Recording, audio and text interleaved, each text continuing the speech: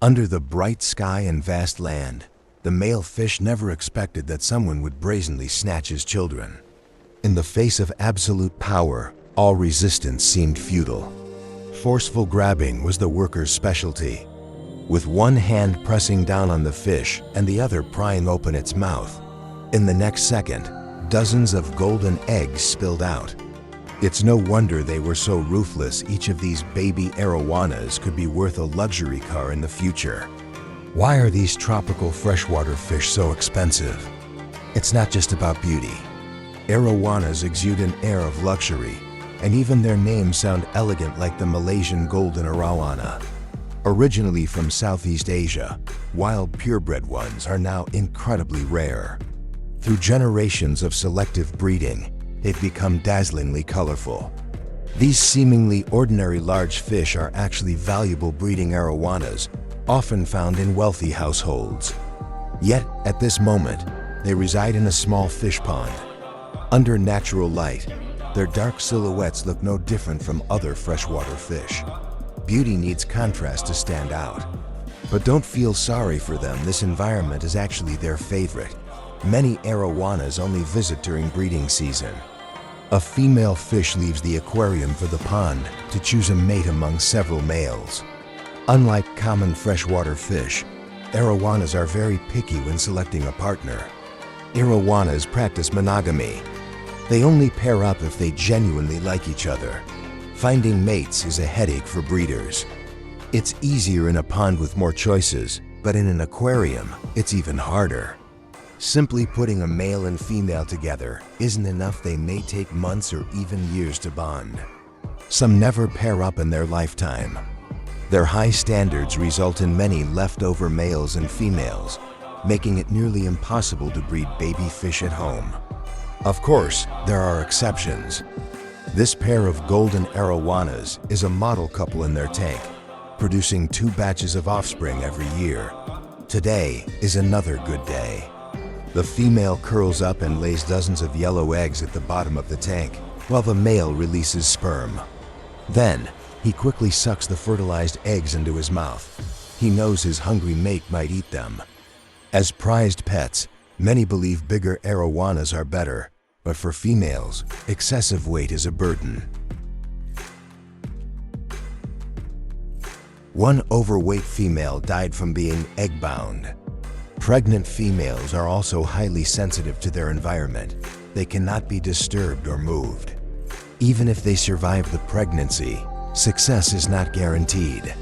Ordinary fish can lay millions of eggs, but arowanas only produce dozens or hundreds, and less than 30 usually hatch. The final number depends on the male's parenting skills, as arowanas are mouthbrooders like tilapia, but with the father taking care of the eggs. The male holds fertilized eggs in his mouth for 30 to 50 days, using his breathing to keep them in motion. If the egg yolk stops moving, it solidifies like cement, starving the embryos. The water flow inside his mouth also provides oxygen. During this period, the male does not eat, surviving purely on internal reserves. Some males even die from exhaustion.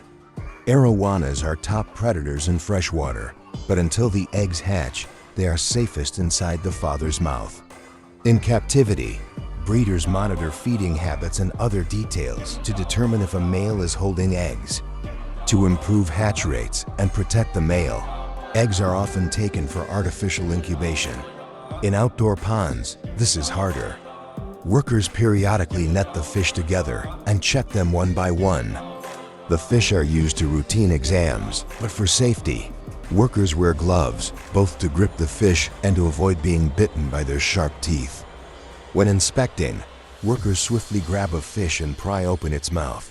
If nothing is inside, they move to the next one. Some males remain single or fail as first-time fathers, but experienced breeders can usually tell if a fish is holding eggs. Sure enough, as one's mouth is opened, golden eggs drop into the net. Sometimes, luck suddenly turns and many males start revealing eggs. The eggs are collected and sorted by batch. Some first-time fathers only hold 1 or 2. From a distance, all eggs look the same, but some have already hatched. Early-stage fry have large yolk sacs, making them motionless. Arowana breeding success depends on species. Some rare types are expensive because they produce fewer eggs. Others, though less visually appealing, lay dozens or even hundreds. The collected eggs are placed in incubation tanks, mimicking the father's mouth. At 24–28 degrees Celsius, the fry absorb nutrients and grow larger, developing movement. As their yolk sacs shrink, the tiny fish become about 7 to 8 centimeters long. Initially, they lack distinct features, but as they grow, they are sorted by quality. They remain at the farm for 4 to 5 months, until they reach 15 centimeters and are ready for sale worldwide.